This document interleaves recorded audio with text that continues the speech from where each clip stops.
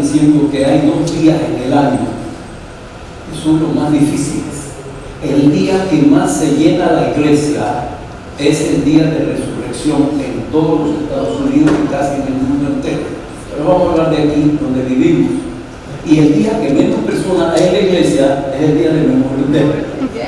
¿Por qué? Porque ese es el día que todo el mundo, el fin de semana, usa para expandirse, para distraerse, para pasear. Si usted ve la televisión, se va a dar cuenta que hay millones de personas en el aire y por carretera. Nosotros hablando 4 millones, ¿no? Hablando millones de personas aquí en Estados Unidos.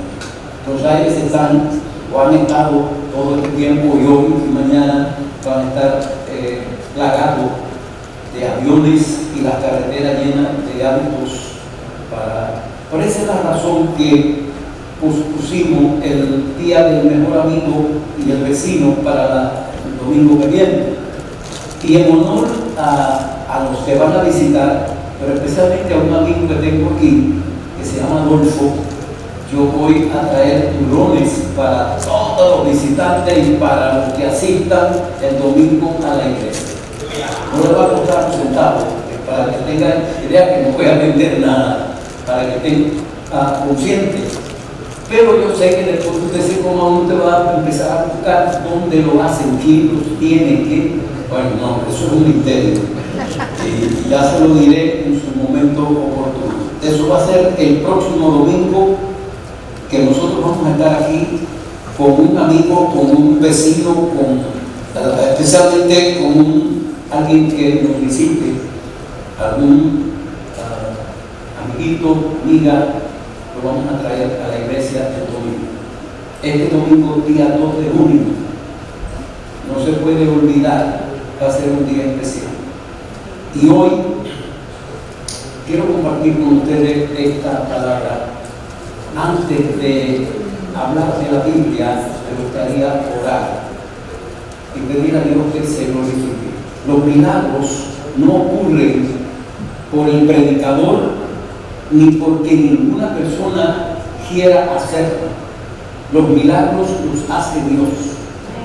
Y se llama milagro cuando hay una intervención divina que usted no se la puede atribuir a un ser humano. Eso es un milagro.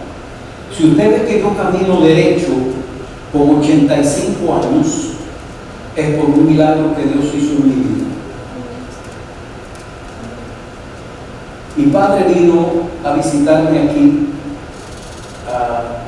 en los años 88, 89, por ahí vino muchas veces, pero una de las veces que vino, fuimos a la casa de mi hermana menor a ayudarle a armar en el patio y movimos un tronco muy grande. Y mi papá ya tenía en ese tiempo casi 80 años, 70 y muchos años. Y yo estaba un bichón de 42, 43 años. Con toda la fuerza del búfalo tenía yo. Y estamos trabajando y él va a mover algo y aquel tronco venía para encima de él. Yo sabía que algo grande iba a pasar. Yo no supe cómo lo hice, pero yo metí la fuerza, metí el hombro, aquel palo vino rodando y chocó en mis hombros y por supuesto una mueca de dolor yo tuve que sufrir. Salí de allí medio torcido, sin saber qué hacer, pero empezaron los dolores y las dificultades. Cuando fui al doctor, me hicieron una radiografía y habían 2 discos y uno bien afectado, bien quebrado de mi columna. Había que hacer una operación y mientras tanto me mandaron a un médico en Hialeah que me ayudaba y me atendía y hasta me gustaba el ambiente de estar en una camita con corriente y bien atendido y una cosa bien bonita, pero de allí salía yo otra vez volando. Hasta un día que Dios hizo un milagro en mi vida y el médico se asombró. Cuando yo regresé de Dominicana, fue allá en Dominicana que ocurrió en el año 1992, y cuando yo regresé que fui al mismo doctor y le dije, necesito que me haga una radiografía. Y dice, ¿qué pasó aquí? Porque una estaba la S y en la otra estaba rectangular, vertical. Digo, ese es que Dios hizo un milagro. Se le acabó el asunto de la vista, se le acabó el negocio y mira, hasta el día de hoy yo ando derechito. Eso es por un milagro. Cuando Dios hace un milagro, lo hace bien hecho. Lo hace de verdad. Quiero que nos pongamos de pie en el día de hoy y usted se ponga la mano en su corazón si quiere, no es obligado, pero si quiere, y le diga a Dios, Señor, si alguien necesita un milagro aquí, tú tienes el poder y la capacidad como Dios de hacerlo. Tú eres Dios creador, soberano y maravilloso. Amado Padre Celestial, te pedimos en esta hora tu intervención en nuestras peticiones. Y en el clamor de este día, te pedimos que tu gracia sea con nosotros. En el nombre de Jesús. Amén. Pueden tomar sus asientos. Gracias. A todos, ya me falta decirle que somos bienvenidos y un joven que está con nosotros con 2 de sus niños, que se apareció de por aquí caminando y llegó a la iglesia, sus hijos le dijeron, vamos a la iglesia. Resulta que es amigo de mi hermano Bertano y allí lo encontramos.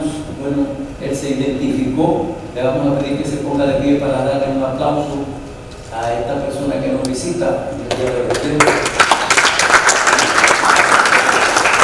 Muy bien, sigue con usted, gracias.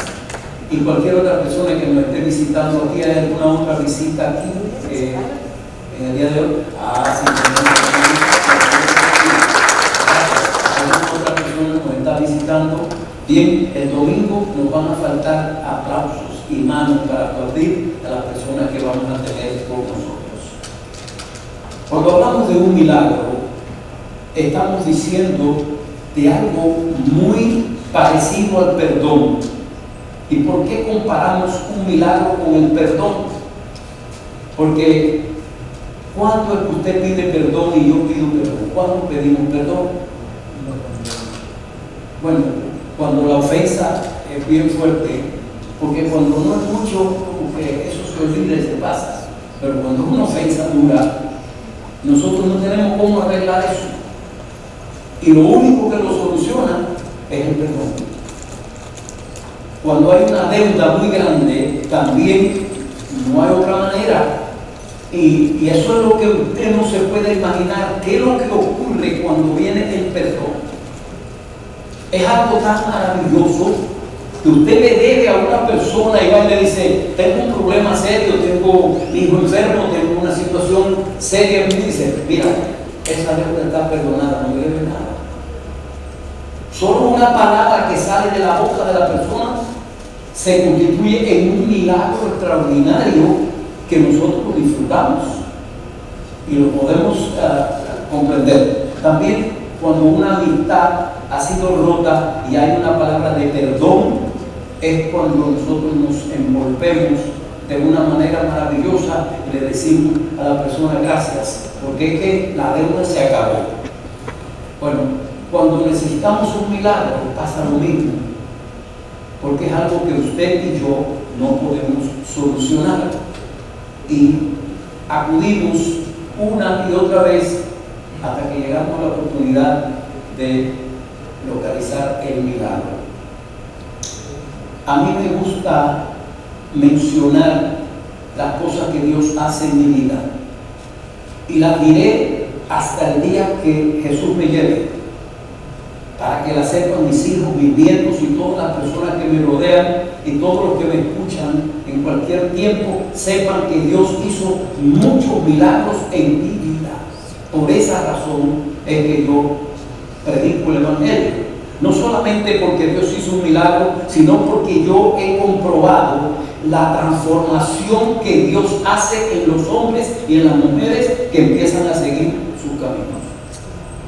Yo tenía 16 años cuando me convertí al Evangelio y le dije a mi papá, yo voy a dedicar mi vida entera a servirle a Dios. Voy a dejar de ser un hombre de negocios o un hombre con dinero. No me importa eso, porque yo tenía aspiraciones como tenemos todos los seres humanos. Pero le dije, ¿y por qué tú vas a hacer eso? Digo, porque yo sé que el Evangelio transforma a los hombres y a las mujeres, transforma a la familia y transforma una sociedad. Y tengo 69 años de estar predicando la palabra de Dios de manera ininterrumpida, porque donde quiera que voy hay personas de quien hablar. Pero quiero hablar de un caso específico que Dios hizo en mi vida en el año 1965. Nunca fui político, pero todos nosotros discutimos acerca de los gobiernos y las situaciones, y yo vivía en Cuba. Recuerdo que era un grupo de jóvenes que estábamos en todo su apogeo de la fe, y nos enteramos que unas mujeres habían venido de La Habana a la cárcel de Baracoa, la trajeron en un ómnibus, eran presas políticas. Y nosotros, con un par de guitarras que teníamos y panderetas y todo, un grupo de jóvenes, nos fuimos al patio de la cárcel, por la parte de afuera, y empezamos a cantarle todas las canciones que se nos antojó. Por la mañana yo dirijo mi alabanza, cuán grande es Dios, y un grupo, éramos como 8 jóvenes, cantándole, y aquellas mujeres se alborotaron, hermano, de una manera que empezaron a gritar, ¡viva Cristo Rey! Y decían, abajo el comunismo. Entonces ya nos metimos en problema. Como en efecto, cuando salimos, que dimos una vuelta, ya nos estaban esperando. Y no quiero decir lo que pasó, pero hubieron muchos insultos y muchos problemas. Y desde ese momento, no tenía apenas 17 años cuando ya yo tenía la mancha del tigre arriba de mí. Esto me causó muchos problemas, al punto de que ya se me hacía difícil vivir allí. Estaba recién casado, tenía 2 hijos, mi hija mayor tenía 1 año y casi 2, y mi hijo menor, que era Pablo, tenía 4 meses de nacido. A mí no me preocupó eso, yo tenía confianza en el Señor, pero era una locura de cualquier persona desesperada. Lo montamos en un bote con 11 personas, un bote de 15 pies con 11 personas dentro, y cogimos mar afuera para asegurarme de que no había problema que me fueran a perseguir. Yo corté la línea del teléfono. Eso es un delito aquí federal y allá es político.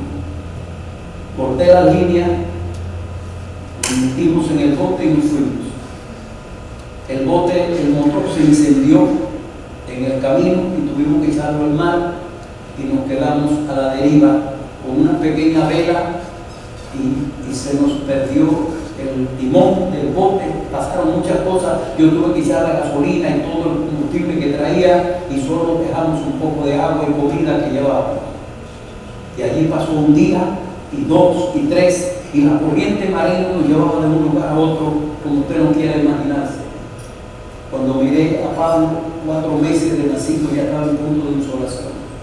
Dije, bueno, tengo que escoger entre la muerte de mis hijos y la libertad mía. Y no lo pensé 2 veces. Enfilé aquel bote a un rumbo desconocido, porque yo veía tierra muy lejos. Yo sabía que no era Estados Unidos, ni que era Haití. Yo quería llegar al que fuera Haití, iba para la Gran Inagua. Cuando llegué un poco más adentro, venía un barco mercante muy lindo. Le hicimos señas que nos recogiera, pero no nos recogió. Y atrás vino una torpedera cubana y se paró frente a nosotros con aquellos camiones enormes así, pero no nos tiró, no nos disparó, dio la puerta y se fue. Vino un avión norteamericano y revisó, nos pasó por arriba varias veces, pero tampoco vino nadie. Ya yo sabía que el asunto era serio. Nos enfilamos y claro, entré por el lugar más peligroso. Yo sabía manejar, más que sé manejar en tierra, sé manejar mejor en el mar. Y llegamos a tierra y como en efecto al poco rato nos echaron el guante y nos prendieron. A los niños los soltaron y a mi esposa también, y lo demás es historia. Me llevaron a un campo de concentración y me metieron en una prisión llamada Puerto Boniato.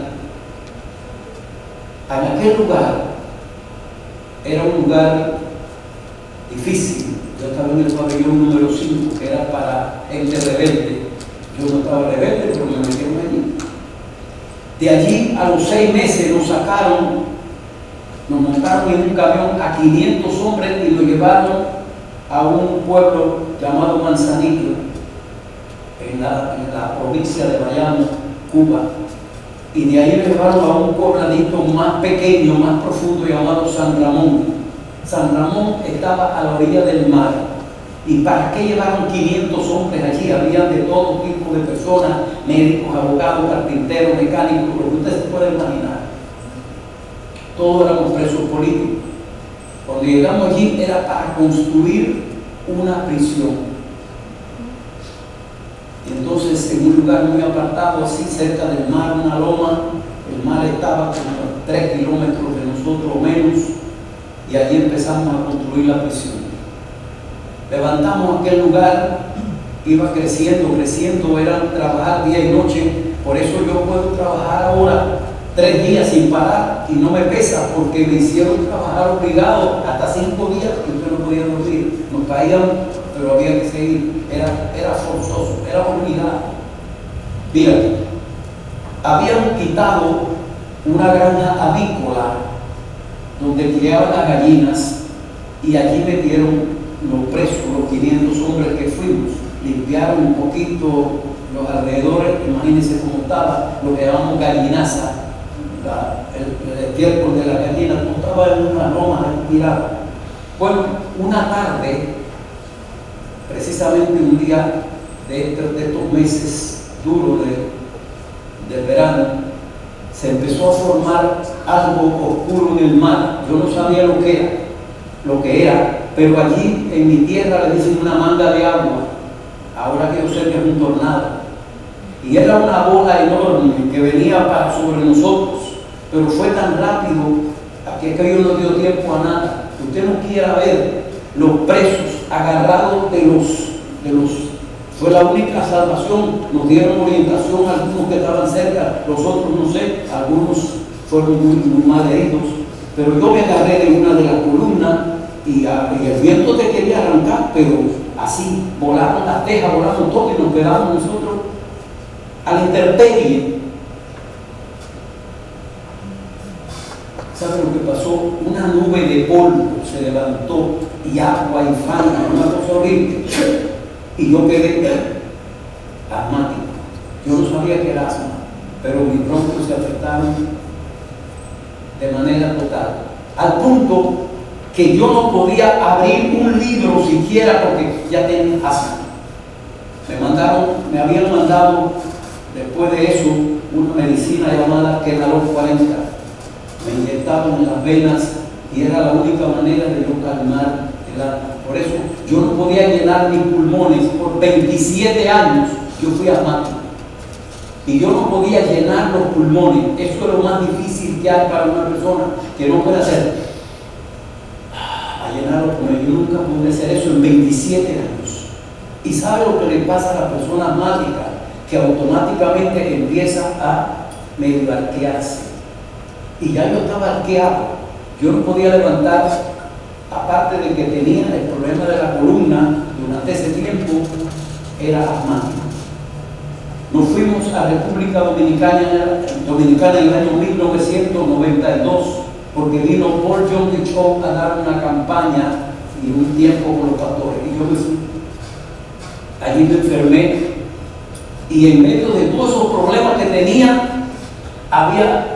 2 días y ya tenía 17 diarreas ese día. Mi hermana Berta está aquí, que es testigo de lo que estoy diciendo.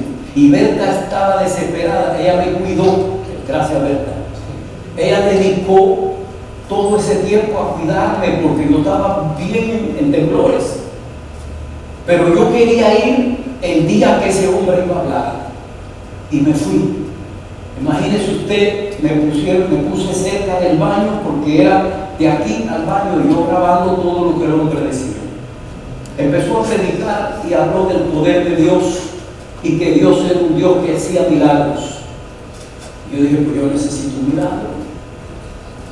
Bueno, pasaron unos minutos y aquel hombre terminó de predicar, no predicó muy largo, fue un poquito lo que habló, yo creí que era poquito.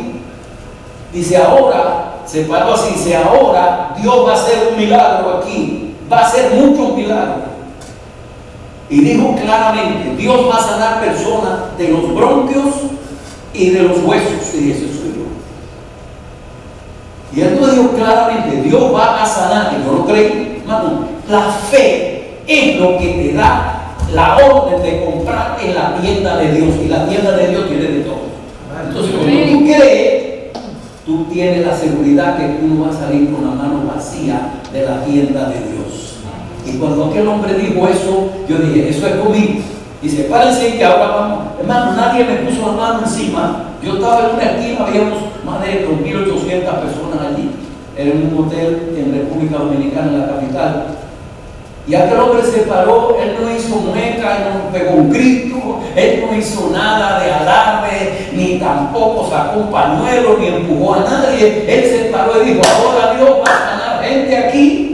Y cuando él dijo eso, yo alcé mi mano, porque él dijo, el que quiera haga un gesto que sea, y yo alcé mi mano. Mira, hermano, tú no quieras pensar, y siempre yo me acuerdo de un muñeco que empezaron a anunciar en ese tiempo, le llamaban Michelin, no sé si sabe el muñeco Michelin, que anuncia la goma, que son unas ruedas así grandes. Bueno, yo sentía, cuando aquella bendición empezó a caer sobre mí, yo sentí que yo era como el muñeco Michelin. Yo empecé a inflarme así, quería yo que me estaba inflando. Fue un fuego, un calor que me entró por la cabeza, así. Hermano, yo no sé por dónde salió, pero por algún lado salió. Aquello fue cuando aquello llegó a los pies míos. Yo empecé a dar saltos y brincos en frente a la cámara y dije, yo estoy sano. Y yo creía que era sano por primera vez en 27 años, después de aquel lugar allá en el campo de concentración llamado San Ramón, volví yo a llenar mis pulmones de aire. 27 años. Y eso solo lo pudo hacer el Señor. Ese mismo día se enderezó mi columna y ese mismo día se trancaron la diarrea, yo no tomé más medicina, no tomé nada. Hasta ese tiempo que Dios hizo el gran milagro en mi vida. Digo esto, hermano, porque todos nosotros pasamos por situaciones difíciles, todos pasamos por problemas, todos tenemos dificultades, a todos se nos presentan cosas que no podemos resolver, que se nos van de las manos. Y por eso quiero decirle que estas enfermedades dejan en nosotros huellas, dejan dolor. En el caso mío, para quedar enfermo ya no fue un tornado. Pero cuando yo me pongo a pensar en la realidad de la vida, hay muchos tornados que pasan por tu vida y por la mía, que no son de viento.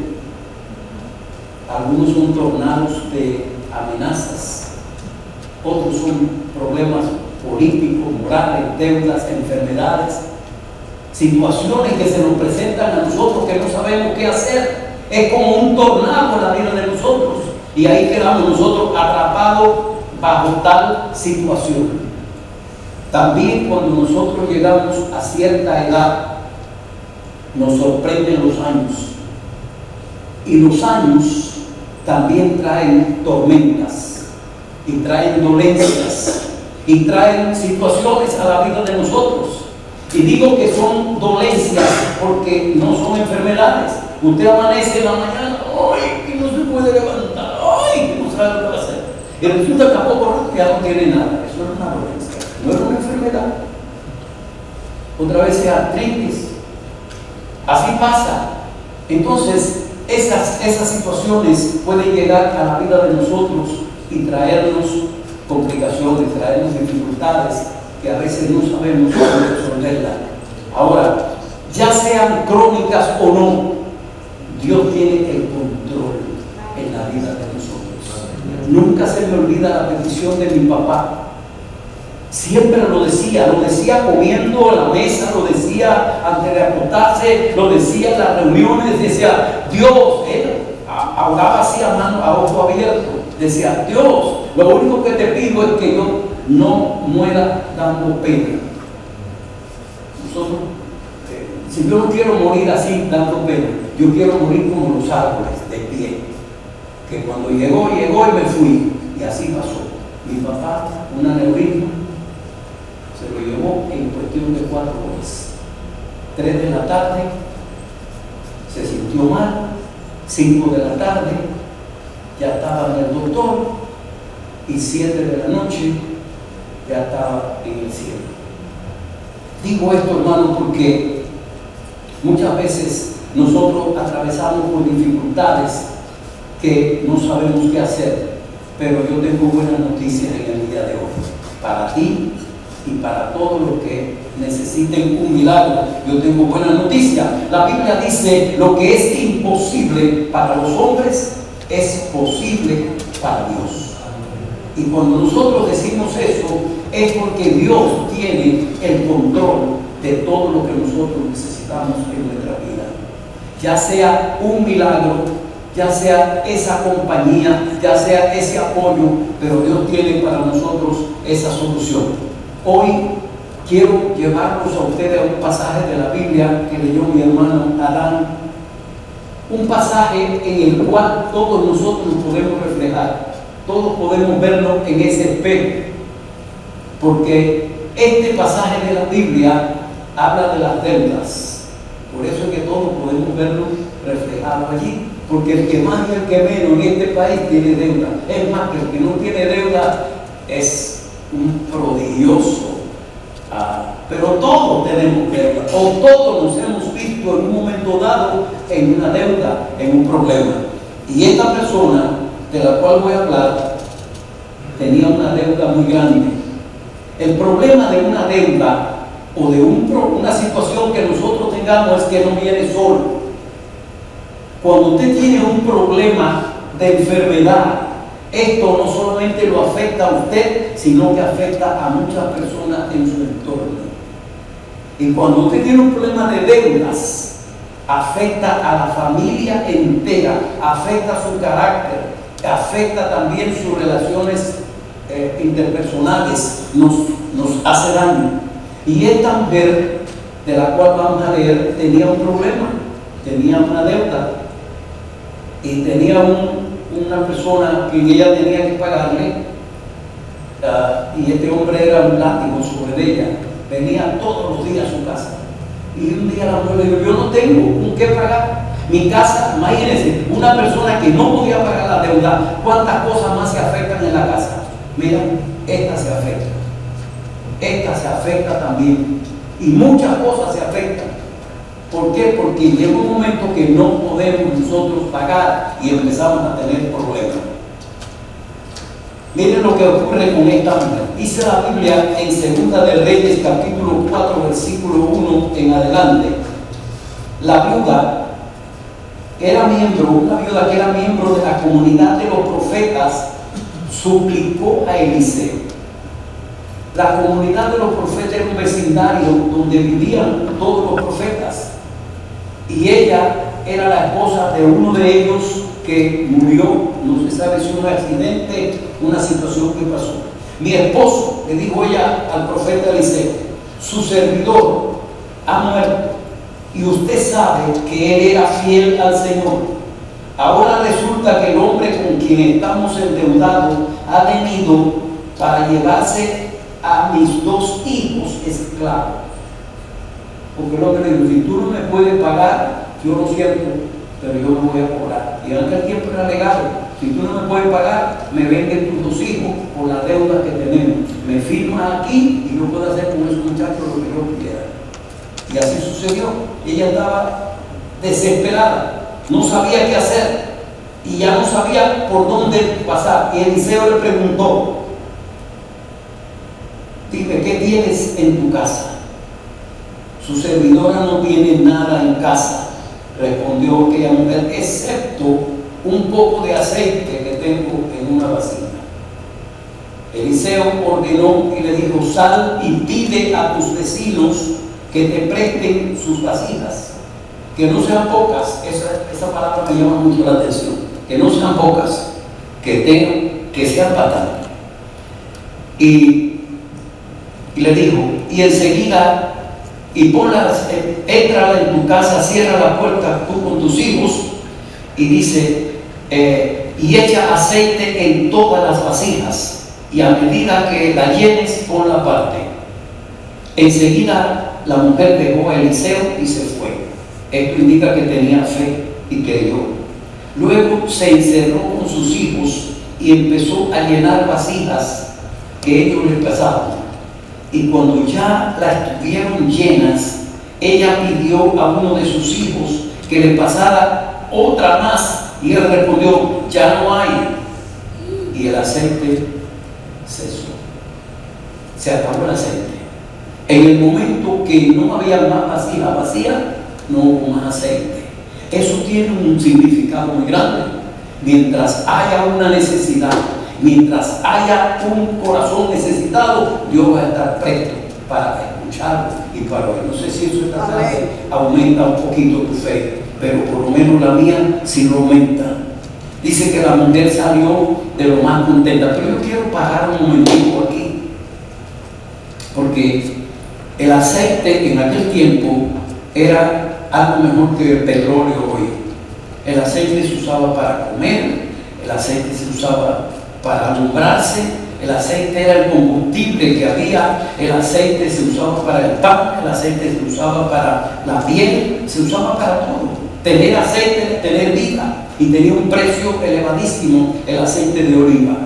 Las personas, los cosecheros o cosechadores de aceite, tenían mucho dinero porque era algo muy valioso, como tener hoy día petróleo, tener otro mineral precioso. Entonces, pero yo quiero que usted viva por un momento lo que yo vivía leyendo esto. Eran dos hijos pequeños, no eran hombres, eran unos muchachos quizás, a mí se me ocurre pensar que tenían 10 o 12 años. Ya tenían conocimiento, ya podían hacer mandados, ya sabían moverse. Y trajeron yo me imagino los ojos de aquellos niños, ver que ellos sabían que no había aceite, y echando de aquella vasija, llenaba la vasija hasta que se llenaba él y tenía que parar. Volvía a poner la parte, venía el otro con la otra y viene llena. El patio se llenó completo de aceite, de aquellas botes de aceite enormes, unas pipas, no sé la forma que tenían. El caso es que me parece ver la alegría. Ellos sabían lo que valía cada vasija de aceite. Y yo no sé si había 80 o 100 o 200 vasijas. Sé que se llenó el patio de aceite y ellos estaban emocionadísimos. La viuda estaba emocionada también. Ella sabía que tenía allí un dinerón enorme. Se fue donde estaba el profeta y le dijo, mira, yo hice como tú me notaste. Y él le dijo, vende ese aceite, paga a los deudores y con el resto vive tú y tus hijos. No era poco dinero, era una pensión enorme, quizá de miles y miles y miles de dólares. Hoy día que aquella mujer tenía guardado en un banco, en un lugar, no sé dónde lo guardó. El caso es que por este milagro que pasó, que hizo Dios, cuántas cosas bonitas pasaron en el hogar. ¿Qué volvió al hogar? Ayúdame. A pesar de que papá no estaba, pero ya sabía que papá no estaba. Pero ¿qué más volvió al hogar?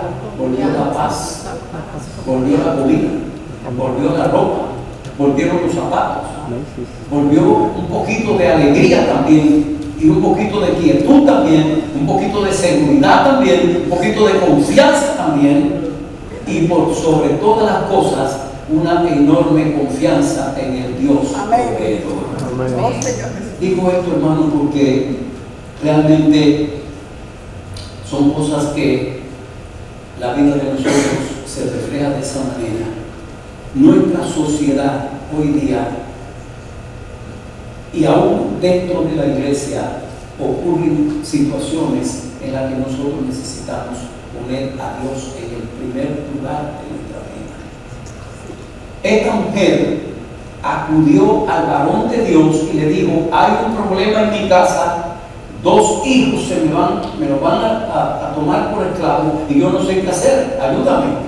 Ella sabía que Eliseo no tenía la solución, pero ella sabía que Eliseo hablaba con Dios y la solución podía venir a través de la fe y la confianza de alguien que creyera. Esas son las cosas que nosotros queremos traer en el día de hoy. Jesús dijo: tráeme tus cargas que yo las haré livianas. Y dijo más: vengan a mí todos los que están cargados y trabajados, que yo los haré descansar. No sé exactamente cuál es el caso de cada uno de nosotros, pero yo sí sé una cosa: que Dios nunca trae una palabra sin que tenga un propósito definido. Dios siempre trae a unas canciones que se cantan, hay algo detrás de eso. Ninguno de ellos sabía de lo que yo iba a hablar, pero todas las canciones hablaban de la misma situación. Todo apuntaba al mismo lugar. Y yo me pregunto: ¿será que estaban apuntando a tu corazón?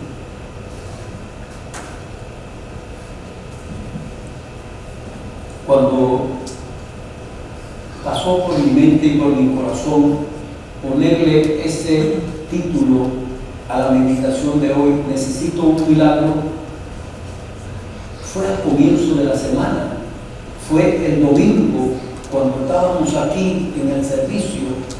Yo estaba ahí adentro y empecé a sentir la necesidad inmensa en mi corazón. Pero a mediados de semana me enteré de un amigo, y digo amigo porque tengo como 4 nada más, y de esos 4, esta persona, que no voy a decir su nombre, es uno. Y me enteré que ese amigo mío tiene problemas, necesita un milagro. No he hablado con él, pero sí he sabido de él. También sé que mi hermana Marisela necesita un milagro. Necesita que Dios haga una sanidad de esa a puro andar en su vida. Posiblemente usted no tenga un problema de enfermedad, pero necesita un milagro. Mi hermano Tapia está aquí con nosotros hoy. Quizás tú también necesitas un milagro. Quizás muchos de nosotros necesitamos un milagro. Quizás Ezequiel necesita también un milagro. ¿Por qué no? ¿Cuántas veces él y yo somos una gracia delante de Dios, porque los dos sufrimos la misma operación, la misma cirugía?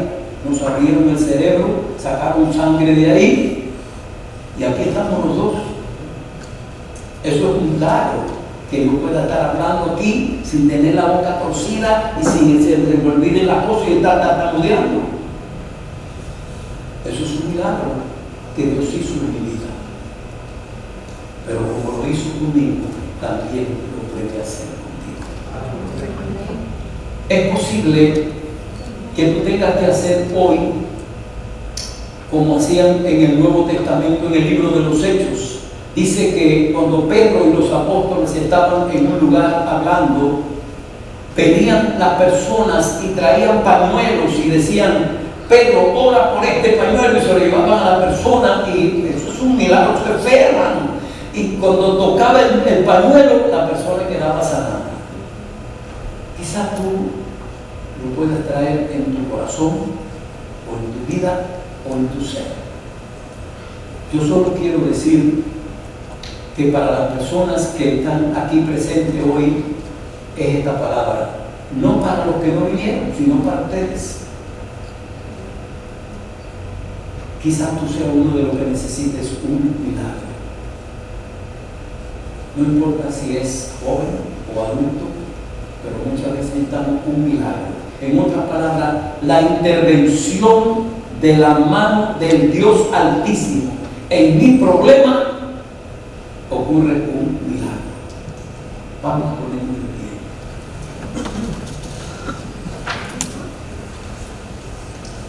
Vamos a inclinar nuestra cabeza.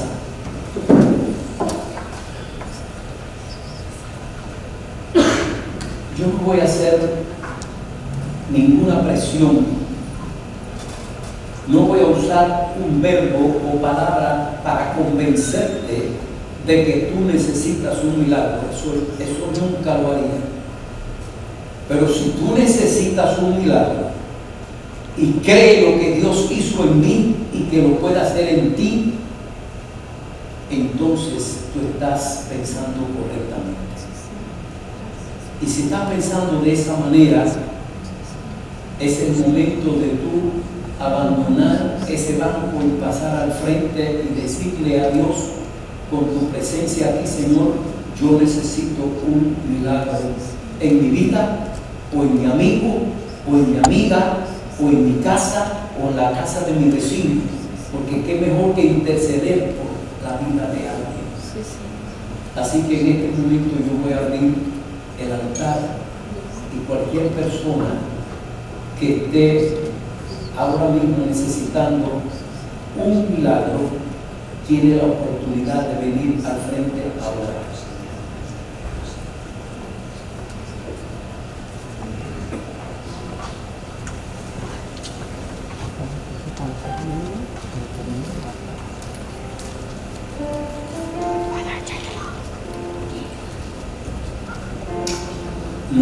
No es una casualidad, créame que esto no es una casualidad. Dios es fiel y para siempre es su misericordia. Acérquense, no se queden tan lejos, acérquense. No tengan ningún temor.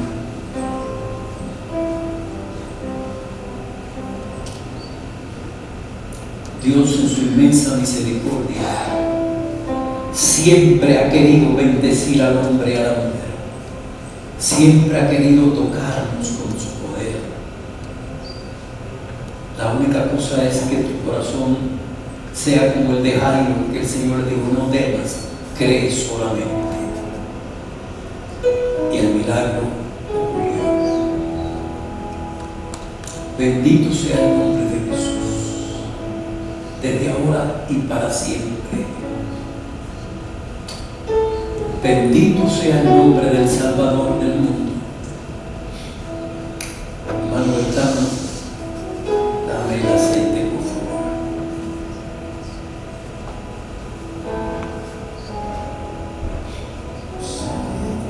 La única cosa que voy a querer es que tú pongas tus manos hacia adelante, así, junta tus manos adelante.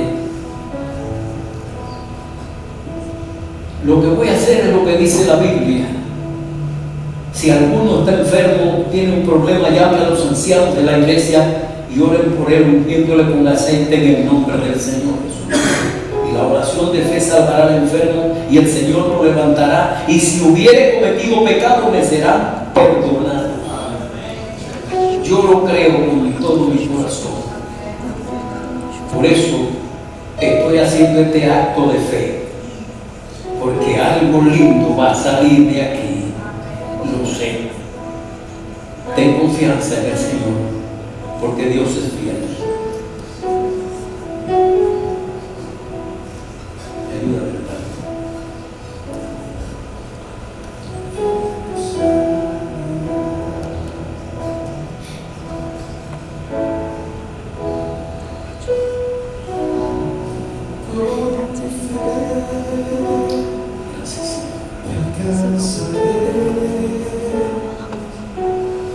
Con mi fe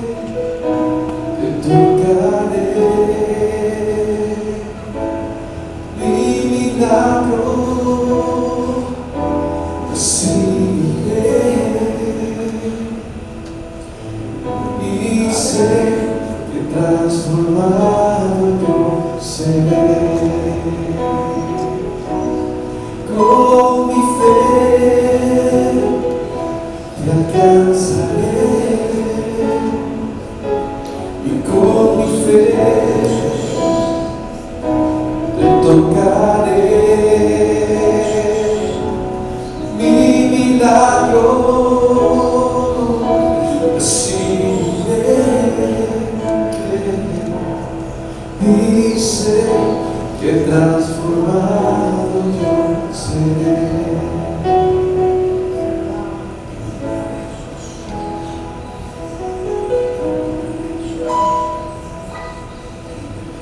Sé que estás aquí,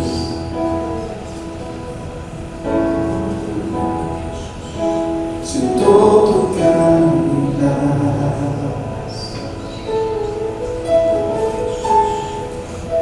te mueves entre el pueblo,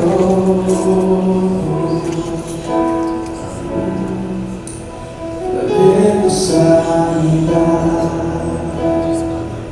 Que estás aquí, Señor, yo sé que estás aquí.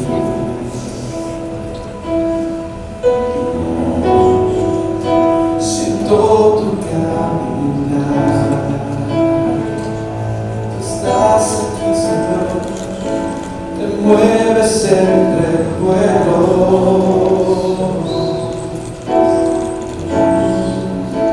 trayendo sanidad.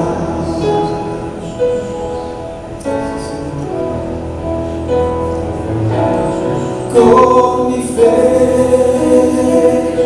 te alcanzaré, y con mi fe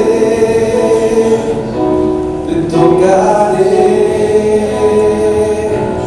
Mi milagro recibiré, y sé que transformado yo seré. Con mi fe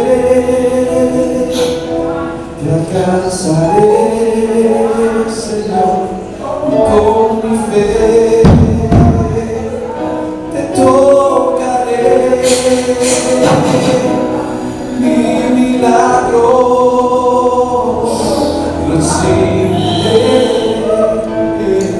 Padre, en el glorioso nombre de Jesús, venimos delante de tu presencia, creyendo que tú eres el Dios todopoderoso, creador del cielo y de la tierra y autor del universo.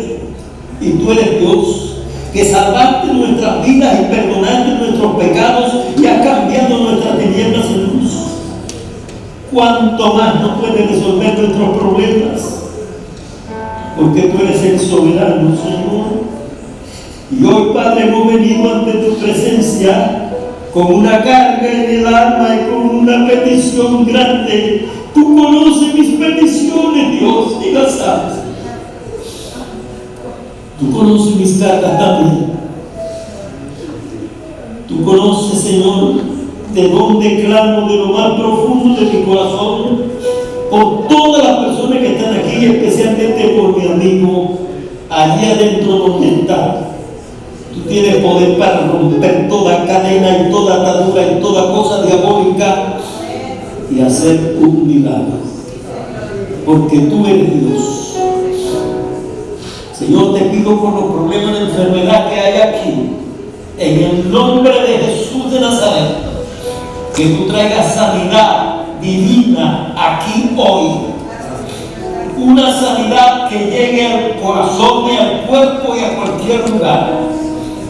También te pido, Señor, por los problemas sociales, las deudas y las dificultades familiares que muchas veces nos encuentran, que la gracia tuya sea suficiente. Por los planes futuros, por los fracasos que han habido en la vida de nosotros, que tú eres el que endereza lo torcido y cambia las tinieblas en luz. Tú eres Dios soberano y yo lo creo con todo mi corazón. Gracias en este día. Gracias, Señor. A ti alzamos nuestras manos y te bendecimos y te damos gloria y honor y honra porque tú eres Dios. Y nos vamos de aquí con la seguridad de dejar nuestras cargas en tus manos, sabiendo que tú eres el Rey de Reyes y Señor de Señores. En el nombre de Jesucristo. Amén. Amén. Con tu fe,